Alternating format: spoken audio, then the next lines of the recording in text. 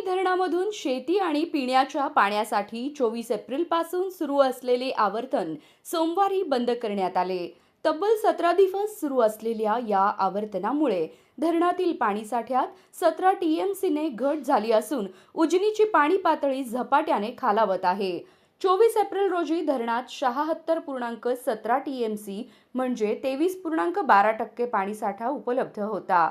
आवर्तनानंतर आता हा साठा 59 टीएमसीवर आला असून उपयुक्त साठा -8.69%वर पोहोचला आहे।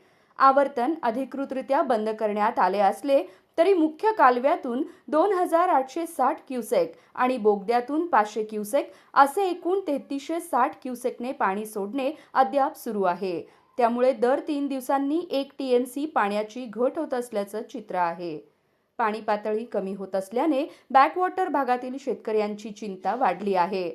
पाणी मूळ नदीपात्राकडे सरकत असल्याने मोटारी पाण्यापर्यंत नेण्यासाठी अतिरिक्त केबल आणि पाईप वाढवावे लागत आहेत।